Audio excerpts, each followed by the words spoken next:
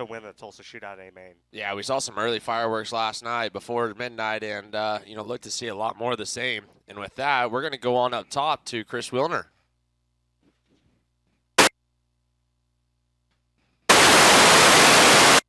Early for our drivers here at the Tulsa Expo Raceway. Once again, the schedule changed yesterday, forcing a little bit of an adjustment here. We're going to talk to Russ Dysinger, who's going to be on the pole here in this first Outlaw non-wing B main. You had an extra night to sleep on it. I know the schedule change is different, so a little bit of an early alarm clock for you. What's the thought process now as you had a little extra time to think about this thing going into the B main? It was pretty. I was pretty happy with it because just starting on the front row, it's probably going to be locked down for the first couple. So that's probably going to play into my advantage a little bit. So that kind of helped us out. So I'm pretty happy about it. Did you celebrate the New Year last night, or did you go to bed a little early? We went straight to bed. We got something to eat and went straight to bed. Russ Dysinger, one of those guys getting ready, had a little bit of an early alarm clock, but the anticipation is starting to ramp up here, and it's starting to get that time where you see some of the trailers beginning to load up for cars that are heading home early, but some of these drivers here hoping their day continues on into the evening. We'll get to check in with Chris Wilner early in the day. Both Brian Ward and Scotty Cook going to join our show at some point in time, as we have got extra races for you this morning. We alluded that at the start of the broadcast as we moved the Outlaw non-wing B features and the stock non-wing B features to the morning portion of the program. So we'll start out with B mains for the Outlaw non-wing division. B mains coming up are 12 laps in distance. The top two finishers are going to the last chance qualifier. So you don't go straight to the A out of the B. You go to the LCQ for the Outlaw non-wing and the stock non-wing divisions. And again, you get to finish in the top two of that. There will be 8 B mains in each division to make a 16-car LCQ. And then the top 8 finishers in the LCQ move up to fill out the back of the A main event for their respective divisions. So when you didn't make it through your qualifier and into the A main, you doubled, near tripled the amount of work you're going to have to do here on Driller Saturday. Yeah, early in these B mains, it's a little bit less important to win a B main instead of run second, right? Because if you win this B main, you're going to start on the pole of the LCQ. If you run second, you're going to start ninth. Well, when you go on later to these B mains, like B main number 8, if you win, you're starting 8th. If you run second, you're starting 16th. So that's a huge difference in line, especially when we're only taking 8 out of the LCQs. We're going to see a lot of guys really get up on the wheel and try to make sure that they're winning these LCQs to get up front in the B mains, or winning the B mains to get up front in the LCQs. Connor Wade, there's some massive names that are stuck in B mains early here in the day. I see you looking over that sheet and your eyeballs getting a little bit big in places. Yeah, that's exactly what I was thinking. I mean, we've got Russ Dysinger, Tyler Courtney, Ryan Timms, Chris Carroll, last year's non-wing outlaw winner. Trey Robb, there's some really big names, especially in this first B main. But, I mean, looking on through it, there's big names everywhere. And I think that just is a testament to how tough the competition is here at the Tulsa Shootout. I was listening to the Racing Boys show earlier this morning. Scott and Chris Wilner were talking. And, they were talking about how Bell hasn't even won a race yet. He is locked in to, I believe, at least one A main. But there's a couple A mains that he still has a long way to go to get into. And there's never a clear-cut favorite here when you come to the Tulsa Shootout. Axum's been fast, Ron's been fast, but the competition here is so good and so tough, and it's so hard. It makes it so hard to come here and just absolutely dominate. So, the competition here is second to none. You're not going to find a harder race to win, and honestly, a harder race to get into. Clinton, we talked about running 1-2 here in these B mains. There are only 2 transfers, and you look at this first group of cars that are coming out in the raceway. Does it kind of blow your mind that, between this group, these drivers that are going to be here, you're going to have one of Dysinger, Timms, Courtney, Carroll, etc., that are going to be done in the Outlaw non-wing division? That's pretty loaded for your first B main. Yeah, I think if you did have to pick a favorite coming into this year's Outlaw non-wing division, why not Chris Carroll? I mean, he won by such a large margin last year and about 20 races at Port City this year. He had to be the favorite coming into this thing. And then you look at a guy like Sunshine Tyler Courtney. I mean, when do you not go against him? So it's we're going to be sending a couple guys home, and you look at it, and those are guys that are capable of winning each and every night in anything they sit in, and especially here at the Tulsa Shootout. Well, we want to get you guys' thoughts on the whole thing. Who you're rooting for, who you see coming through a B main and an LCQ to maybe make some noise in the A main event. We are active on social media throughout the day, and Twitter is the thing that we are checking the most. We invite you to join in and along with the conversation. Here at Flow Racing, the Twitter tag is at Flow Racing, and we want you to use the hashtag #TweetYourFlowSeat. We want to see where you guys are watching from, who you're watching with, if you get the whole family there, or if it's just you alone in your man cave, or I guess your she shed if you prefer. That is definitely a thing. If your four-legged friends are watching along too, we want to see it. So that is at Flow Racing. That is hashtag #TweetYourFlowSeat. And of course, all of us in the booth are active on Twitter during the day as well. We'll give you out our personal Twitters here in just a little bit as we wait for word. We do not even have cars in the ramp quite yet. They finished their track maintenance a little late here in the morning. A lot of hard work has gone into this racetrack, and I can tell you, Chili Bowl, Gravel, Steve, all the boys in the crew, there are some red eyes here this morning for the late night that they've put in trying to get this thing as good as it can possibly be heading into today's long, long day of action. Less events than typical, but more laps in each and every single one of them. And let's go check in once again with our fourth member of the broadcast crew. It is Chris Wellner with an update. Go ahead, Chris. Standing here with the quickest chicken, Chase Randall. Happy New Year to you. I know 2021 didn't end on the right foot there in the wing car.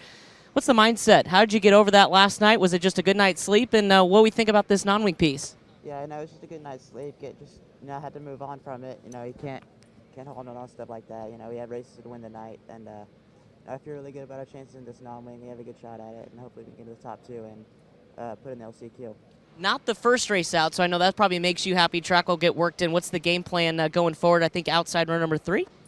Yeah, just making the right moves, keeping yourself in the right position, and keeping your nose clean. He's been a busy guy. Chase Randall is going to try to continue his march forward in the non-wing outlaw division. We'll see him in race number 2. Well, good to see that the quickest chicken is upright, lively, and ready to run around the yard a little bit. Guys, you ready? I'm ready. One of my favorite parts of the Tulsa Shootout that we're going to see later on in the day, we bring all the drivers down on the racetrack. We have the parade of states.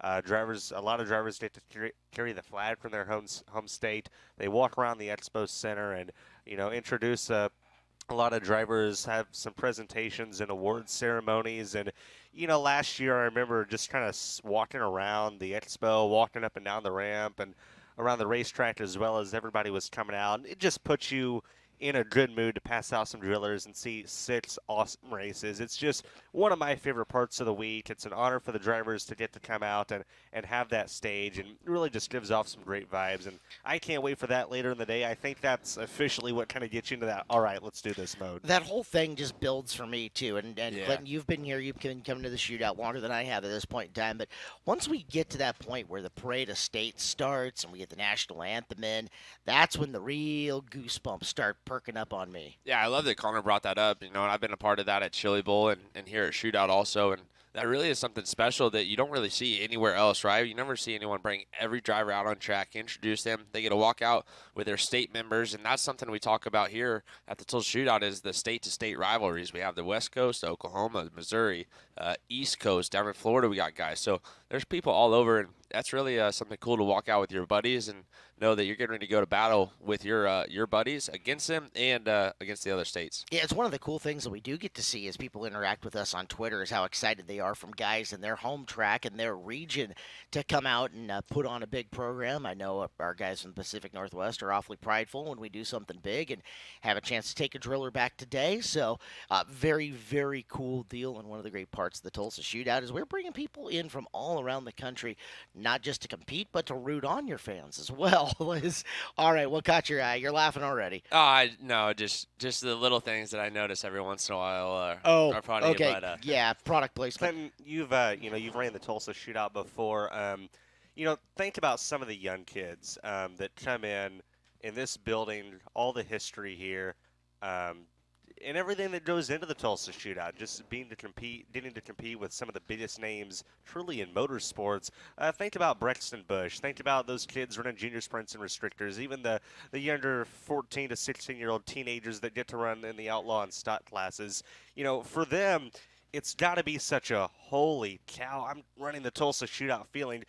Do you think some of the veteran drivers, maybe the Frank Floods, the Jonathan Beeson, some of those guys, the veterans, do you think they still even come in here even because it's so prestigious and be like, man, this is so cool? Oh, absolutely. I talked to Christopher Bell last night on my Talking Tulsa segment, and the first thing he talked about was the ramp and how he is more nervous sitting on this ramp at a shootout and Chili Bowl than he is lining up for the Daytona 500, the Kings Royal Eldora. He said, if I ever make the Knoxville Nationals, that won't be a big deal. But rolling down this ramp at Chili Bowl is the most nerve-wracking, nervous he gets, and just absolute butterflies throughout his stomach. So if that doesn't tell you how big a deal this is, then I don't know what will. And Seabell is not a guy that you ever see outwardly look nervous. He is calm, cool, and collected to the face of the public at all times. So that speaks volumes. And that's been a theme of everyone I've talked to so far is the Chili Bowl ramp gets everyone more nervous, and Shootout ramp gets everyone more nervous than they get all year. The Sunshine said the same thing. Jonathan Beeson said the same thing. Brady Bacon. So those are all veterans in our sport that have accomplished so much. And something about this ramp here in Tulsa, Oklahoma just really gets them going. Speaking of some of those guys you just talked about, you did another Talking Tulsa last night. Yeah, I got to make a lap around the Tulsa Expo Raceway picking Christopher Bell's mind. And to hear his passion for motorsports racing and especially the micro ranks is really, really cool. He loves getting to do what he does with his micro group and working on them, building them, racing them. That's what Christopher does for fun. So cool to have him back here at the shootout. He'll be here for a lot of years to come. All right, let's make another check-in up top. Chris, who you got up on the ramp? Yeah, we're going to take a little bit of a walk as the cars start moving toward the top of the ramp. We've got the first heat race headed to the bottom, catching up with one Chase Cabrey. Chase, you've been having a busy week. First of all, welcome back behind the wheel of a micro sprint, but you've had your hands full also helping out Haley Deegan. You built her micro, but what's it been like behind the wheel here, and how's your Tulsa Shootout? It's been fun. Thank Kyle Thompson for giving me the opportunity to come racing. I love racing. I haven't raced anything since this time last year, so I was a bit rusty in my first couple heat races, but we made some good way. We're still alive in every class. I got a long way to go in a couple of them, but I don't think it's something that's out of reach. Aside from the shootout, you've also been busy on the social media side helping Haley Deegan putting out these awesome videos. What's that been like? And you're getting really good at this thing. Yeah, I mean, I grew up, my older brother was racing, so I was like, I want to do something at the racetrack, and that ended up resulting in me videoing, and then I learned how to edit like really badly at the start, and so I just kept doing it my whole life, and I actually went to school for it. So when Haley and I finally, started doing our thing on the YouTube channel, it just started to grow, and with her presence and her ability on screen and our ability, what we can do off screen between me and Miller, I think it really is really producing some great content that people are seriously enjoying. All right, well, he's still shaking the cobwebs off, but he's got to get going for a B-main. Chase, good to see you. Good luck today. Hey, Chris, leave your mic up for just a second. So just saw Chase Cabrey. His body language was a little strange. Emotional or nervous? A little nervous. We were kind of talking off before you guys threw it up top, and he said, having not done this in a while, he kind of forgot what it was like on Saturday morning, even though it's a B main, working toward trying to chase a golden driller. Obviously a race car driver is going to be ultimate competitive, right? And he's going to want to try to go for it. But he's like, I forgot what this pressure felt like. I was so worried about Haley over the course of the week. He's not running everything, like we would normally see him do on a full-time basis. So now that it's kind of all eyes on him, I think the pressure's getting to him a little bit. But, like a race car driver, once you put the helmet on, engine fires, it's go time. All right. Great job, Chris. And that goes exactly to what we were talking about, Clinton, as you can see it. And, a pro's pro in Cabrey who's a little rusty, starting to feel the butterflies coming up even at the start of Saturday morning here in Tulsa. Yeah, it doesn't take a whole lot to get excited, right? We're here in Tulsa. There's nowhere else anybody would rather be. And now's your time to go be a hero or, pack your stuff and go home. You can start the new year off great, or you can start it off really bad. Cars on the racetrack, guys. It's driller day. Well, there is one car who is not going to be with us in the building today. A little update from last night for you guys, as the official word is that the 3 of Cole Roberts has been sent home for the remainder of the event. So if he had any divisions that he was still alive in, they are done for this one. He'll be back at Tulsa another 360-some days from now. The word was drivers can work it out between themselves, but when you got crew guys and parents fighting up on the ramp, that just does not do the trick for us, and they're out. So Roberts has been sent home for the rest of this Tulsa Shootout. Little update for you guys who were watching fighting on Flow last night here at the end of the Tulsa Shootout. Yeah, I happened to be at the top of ramp when kind of all that happened, and I didn't see any of the on-track activities, but man, when I saw people running over there for a solid 30, 45 seconds, I said, wow, this has to be a big one. It's been a long time since we've seen anything be that heated here in Tulsa. So I got to see, what happened on track, and, that's just not something we want to see here in Tulsa, right? We want to race it on the racetrack. We want to, have great, hard battles, but when it carries over like that, that puts a lot of people in danger, and just not something that, officials and crew guys are wanting. So Cousin Cameron had either just come off the track or I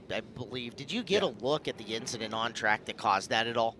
No, I didn't. I was over talking to Christopher about, the segment we were going to do and making sure we were ready to go there with him and Chet Christner. And all of a sudden, you see a little bit of a crowd forming, and we kind of start peeking our heads out. And then everybody, of course, peeping Toms over the back row, the bleachers up there, they were looking over, and people just start running from every corner of the building to meet up there by the 3 camp. And part of me wishes I was over there at my cousin's pit, because it's right across, 10 feet from Cole's pit area.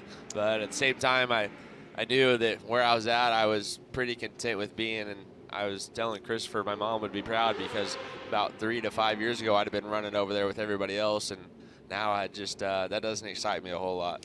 Well, that footage is out there. It has made its way around Twitter multiple times and various other places here on the internet.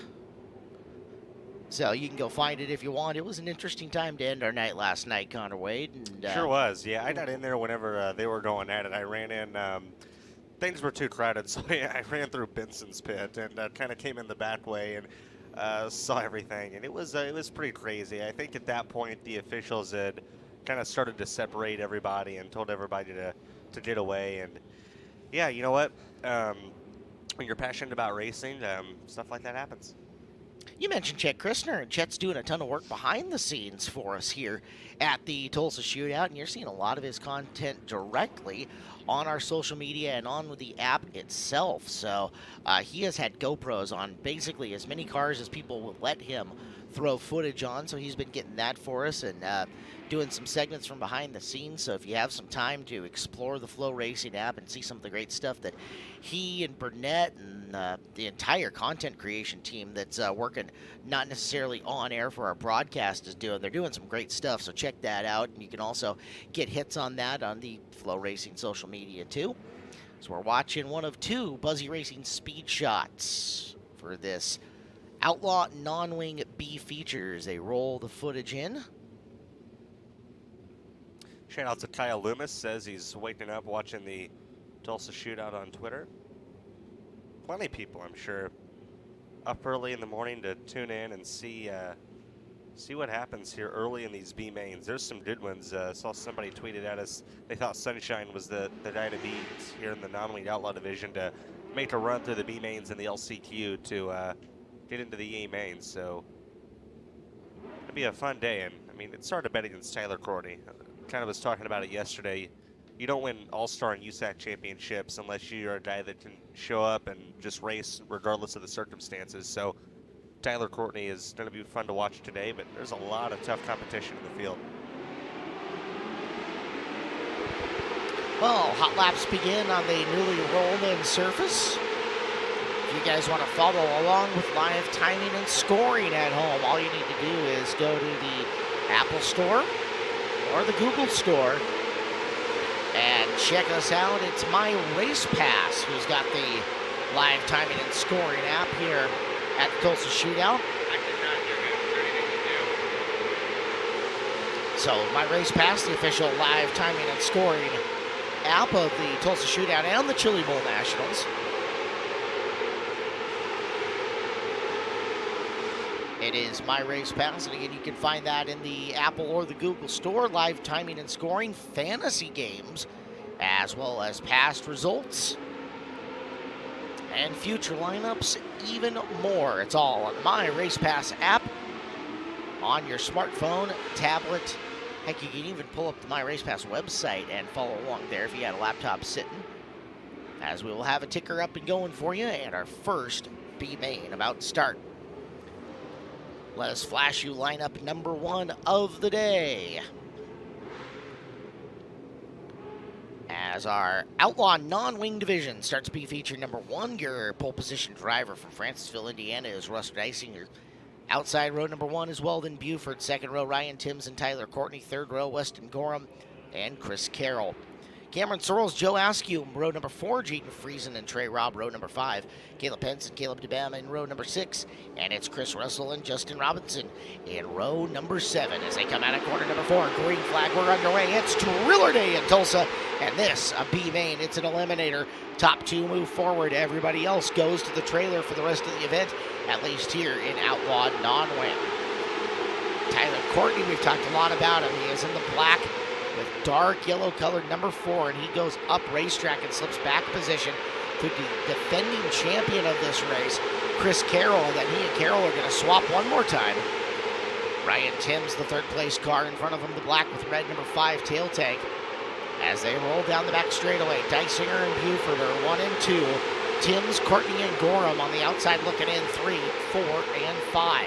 You know, coming into this, if we would have told you that Ryan Timms, Tyler Courtney, and Chris Carroll would have been the top 3 finishers in the A main, nobody would have argued with us. Right now, we're not even in transfer spots here out of this meeting, hoping to make something happen.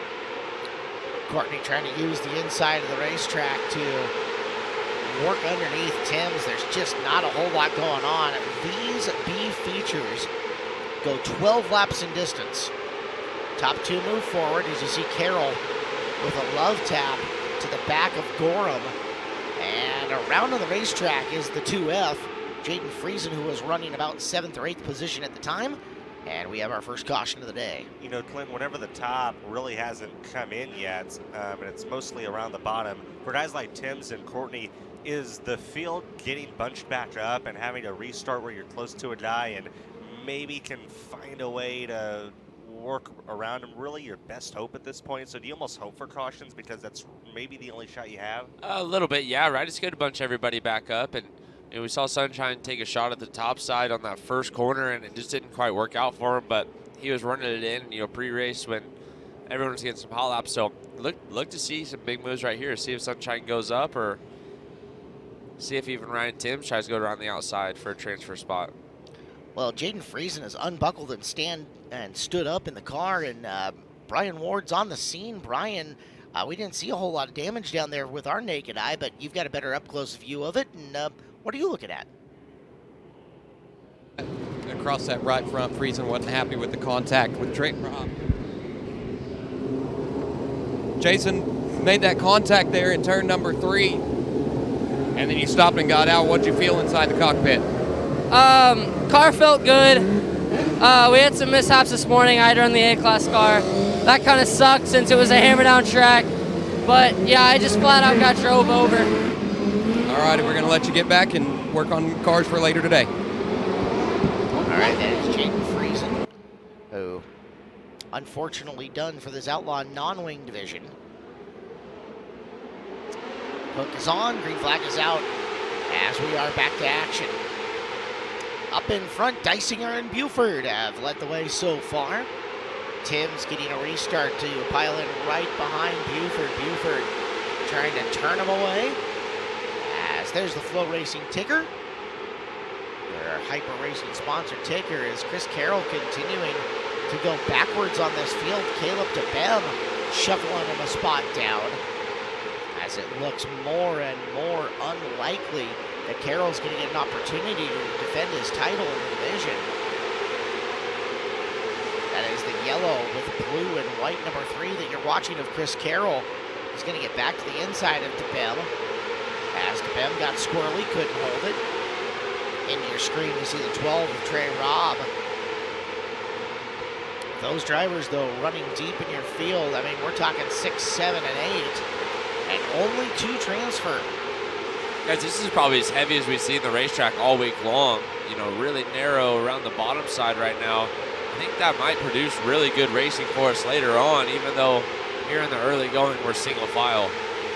Makes it a lot tougher. And You know, these drivers were hoping that they might have got their B main in last night. As it stands right now, as we're going to get an update from Brian Ward. As you see the checkered flag on the raceway, Russ Dysinger and Weldon Buford are your winners, and we will go down trackside to Brian. Brian, what's going on? Guys, it was just a real quick there before we went back yellow, so we didn't get to fill in the rest of the information. A lot of contact was mid-pack with Friesen, and then it was Trey Robb in the 12 trying to make a move on the inside, and the right rear Robb got over the left front of Friesen, and that's why the 2F came to a stop. And then under caution, after Friesen had stood up in the car, we did have a couple bird sightings between the 2 and the 12. Emotions running high early today as our first B main is done and second B main rolls onto the racetrack. Connor Wade, number 1. Everybody down around the bottom. A lot of bumper tag, but not a abundance of movement around. I think guys, and Clinton probably can have something to add to that. He's been in a lot of these guys' shoes before. I think a lot of these guys are going to start using the bumper. I mean, nobody comes here to run 3rd or 4th in a B main. As we go green here, Robbie Smith gets to the inside of Caden Holm to get the transfer spot early, and starts like these are so crucial. We got a car upside down on the back straightaway. And that is car number 48X, Dylan Holdell. And that brings out our first caution of the day and adds our first flip of the day.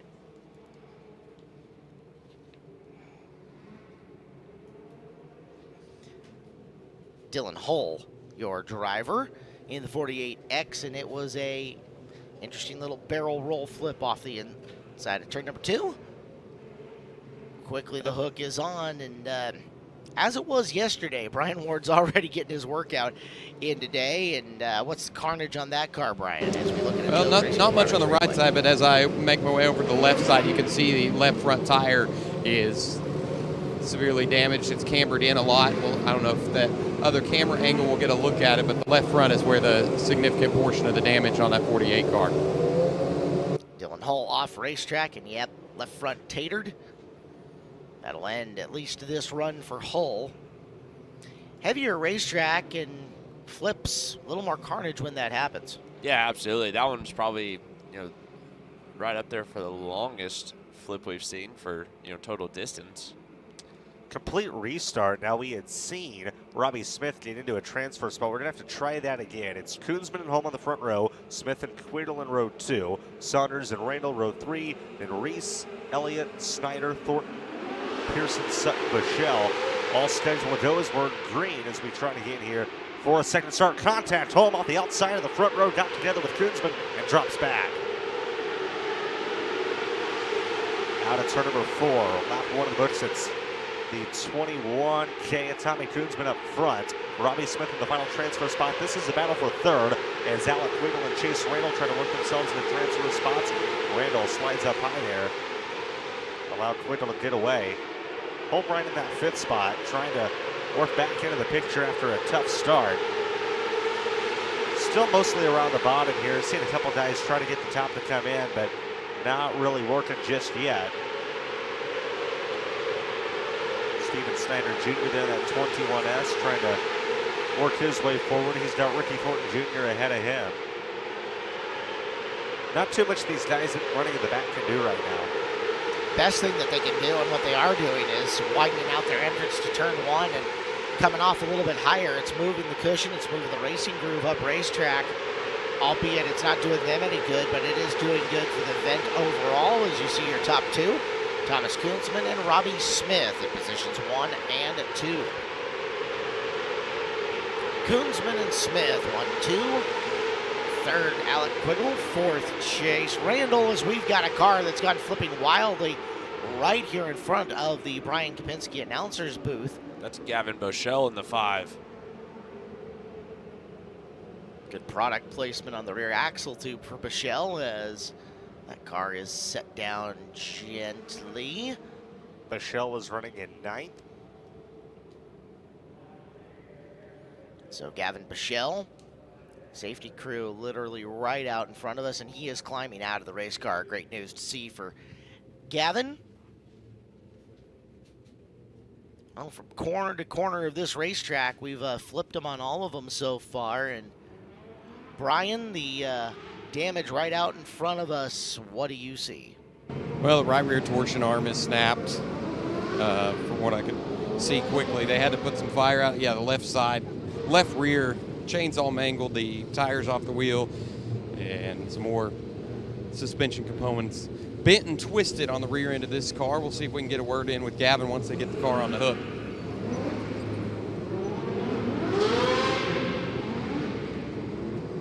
A wild one right there. How are you feeling?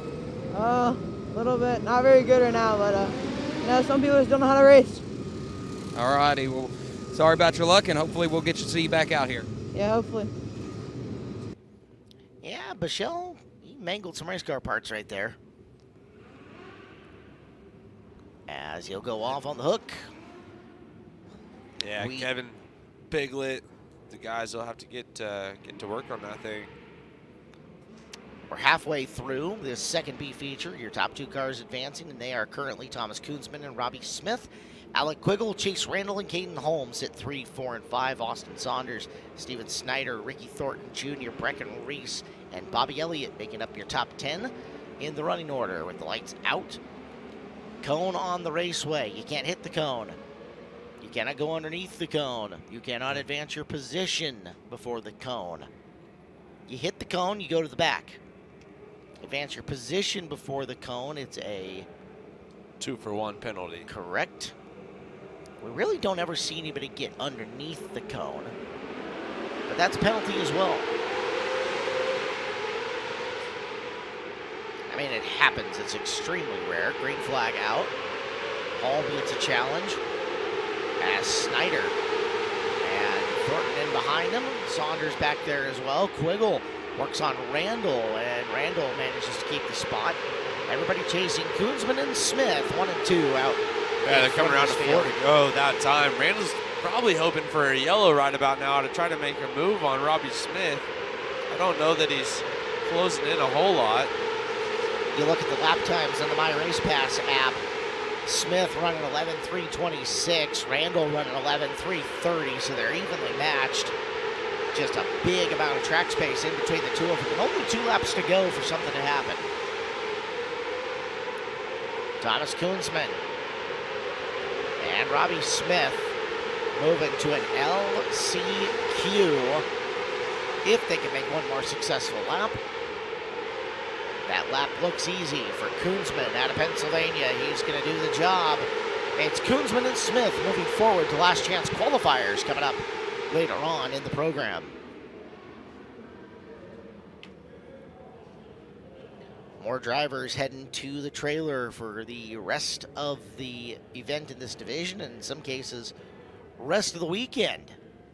Last run for them. If you're not in the top 2, you do not go any further in this division through the B features.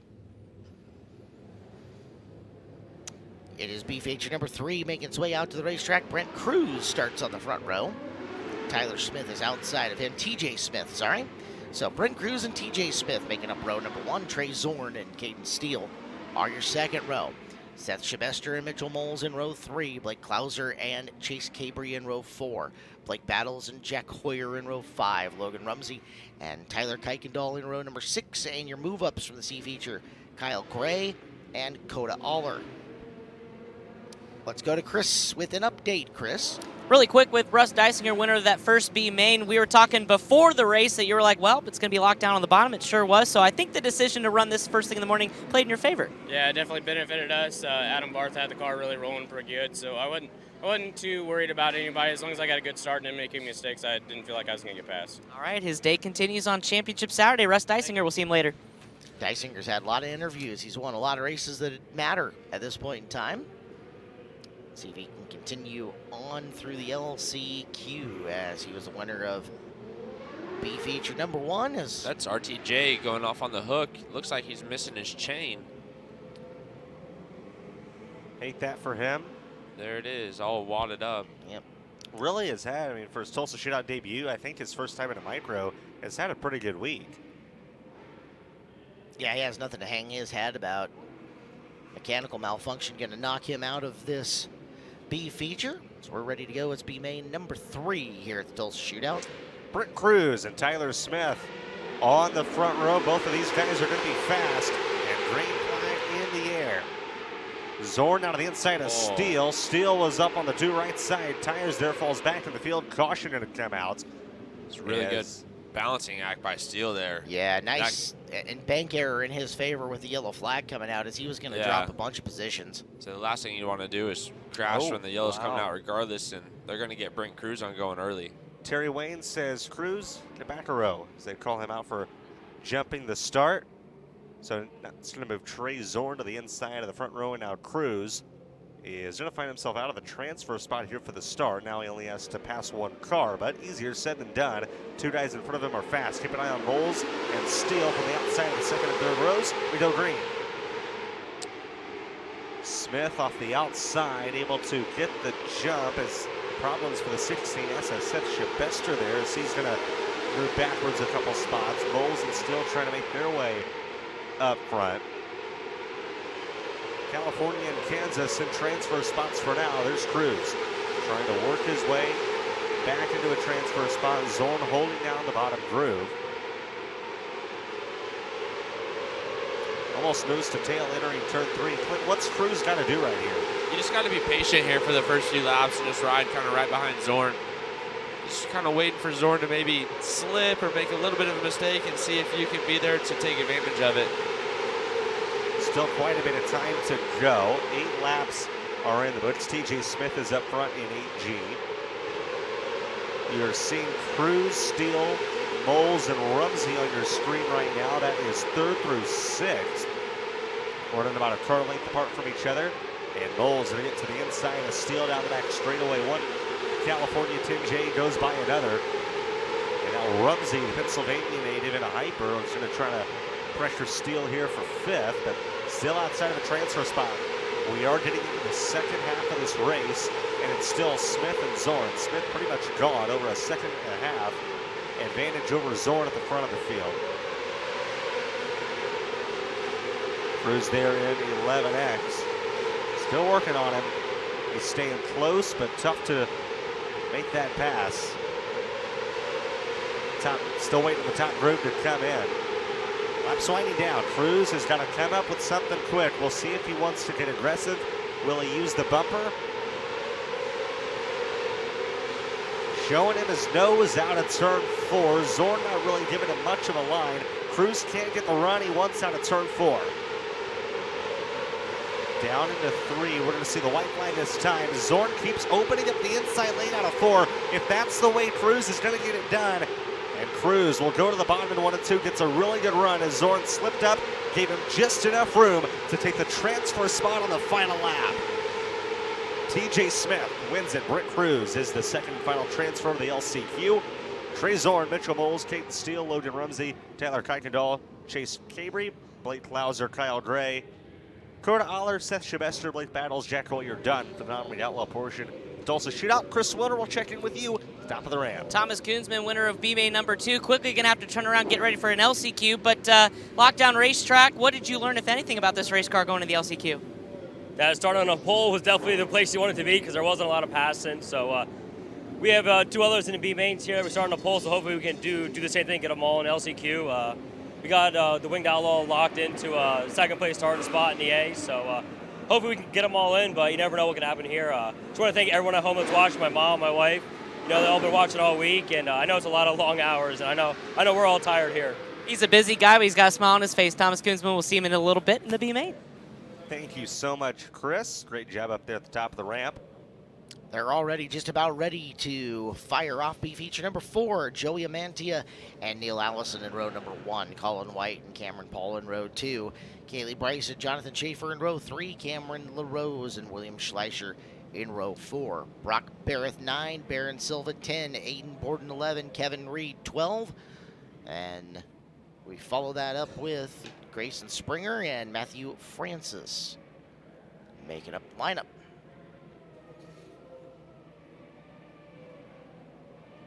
So Amantia with a chance to move forward into the LCQ. He sets the pace with Allison on the outside, who had a really eye-opening day yesterday. That race car had speed all over the place. Can he continue it into Saturday morning? The green flag out for Amantia. Cars together. We're going to get a second shot at this as we roll to a stop. That is the 48 being driven by William Schleicher from Sweet Springs, Missouri. So he will join up at the back of the pack. He was originally starting 8th. Shuffle that back row forward a few spots. Final starters in these B feature lines were move-ups from C-Main. So it is Springer and Francis who are trying to run the alphabet soup and make their way at least into an LCQ, where the job gets moderately easier, and you can see the toe in on that left front tire for Schleicher.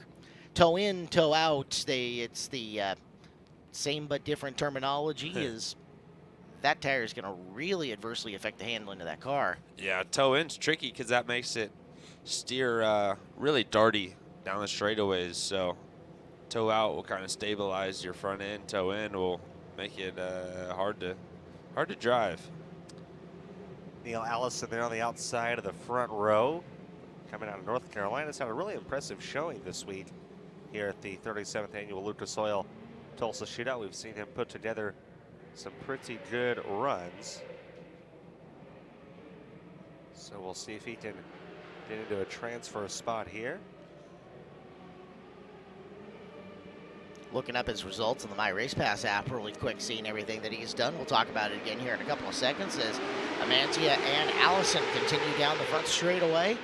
Better start for Allison. However, he ends up climbing a tire on that car on the inside row of Colin White. That's going to cost him a couple of spots. It puts Allison behind the 8 ball, and now he has to rally. Driver darting up and through the field, making some moves is the 52 of Cameron LaRose. LaRose picked up a couple of positions on that initial start. 1 and 2. Your 2 transfer cars. They've got the little yellow crowns over the top of their number on the ticker. Are Amantia and Colin White. We're watching White trying to hold off. 3rd place running Kaylee Bryson. Bryson, the Golden Driller, is a restricted class winner. Follows White deep into the corner in the racetrack. Expanding, it's getting to the point where it's about 2 grooves, wide enough that if you can make the right move, you can make a pass. Yeah, Kaylee's going to have to clean up a few of her mistakes here if she wants to have another shot at it, but I really liked what she was doing, trying to go around the outside. It's just such a fine line to play between squeaking right around the outside and your left front catching a right rear and ended up in the fence. With it heavy like this, too, make that mistake at the wrong point in time, and it costs you a race car, not just a position. Bryson again trying to ride up and around White for the lead, going into the corner. Sorry, for the second and final transfer spot going into the corner. She's really trying that high-low move now.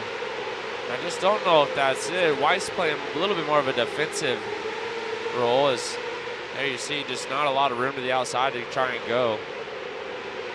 Yeah, she's almost going to have to circle him. She's not leaving the bottom open at any point in time around the racetrack. First time that he really has was off the bottom of turn 2, and Bryson not in position to capitalize. We've got 2 laps remaining. Bryson's not a fast car. Might even be faster than White. Oh, White opens up the inside. Bryson took a peek. She saw it on the previous lap and made the adjustment to try to stick her nose in there. Now it's one more time around Bryson to the high side of 1 and 2. Circles down to the bottom. Can't get it as she rode the berm. That's going to cost her. And off of 4, we're going to have a traffic jam. But your 2 cars are going to finish as the checkered flag did fly. Julia Mantia and Colin White will be your move-ups. And everybody that you see stuck right there is going to have to go out and replace some race car parts. Bryson might have had it. Crucial mistake there out of turn number 2.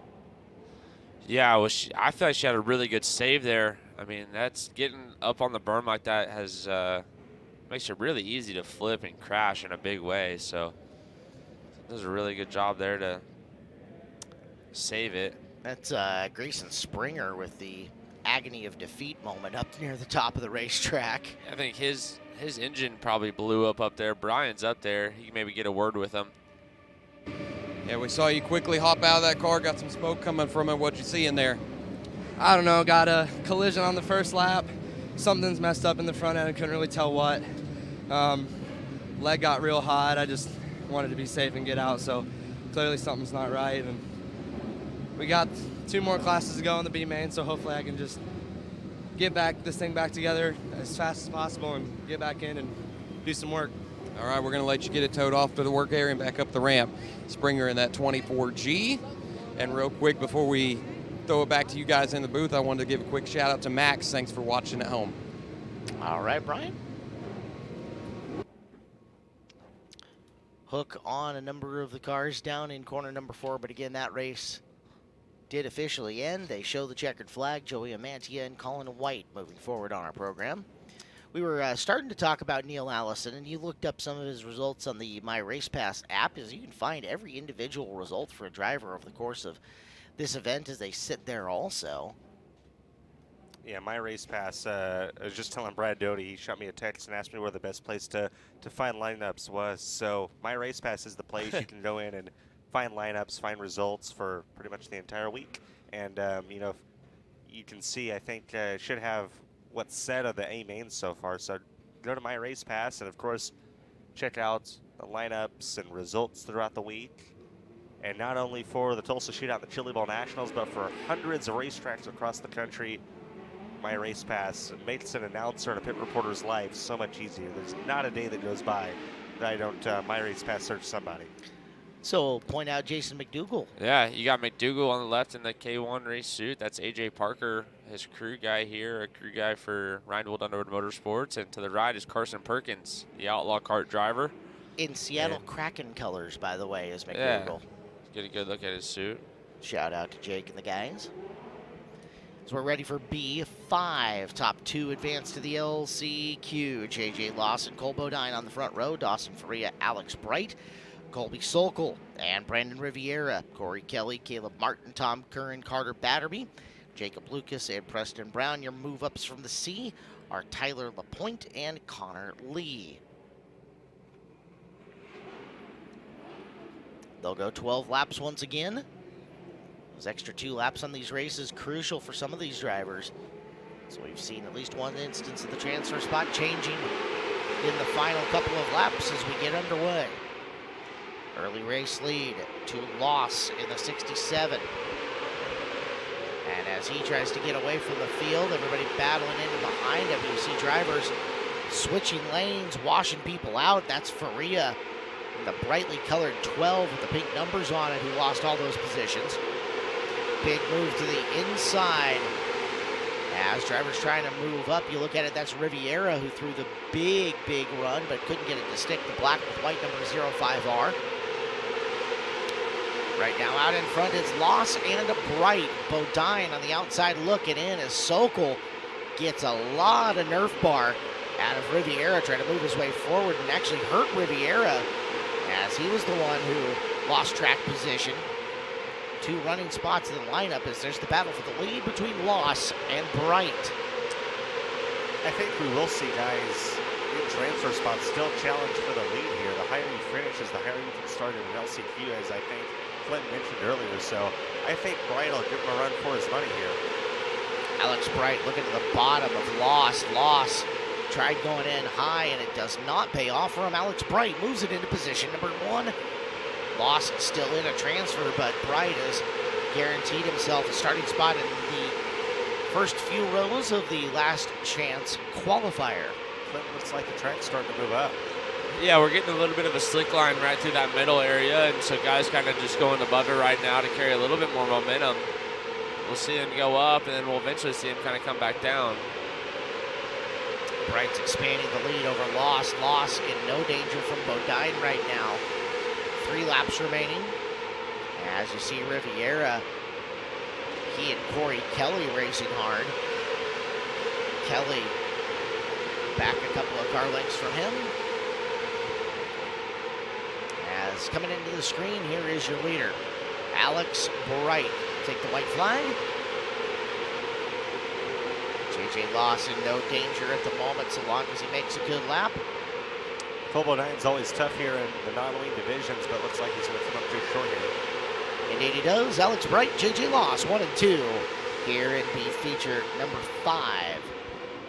So there are your 2 transfer cars, and The rest of this event finished for the rest of those drivers not making your top 2. Our 6th heat race is on deck. 6th B feature is on deck. Heat race is a long time ago and a land far away, but you put 306 individual events into one 4-day show with even more to come.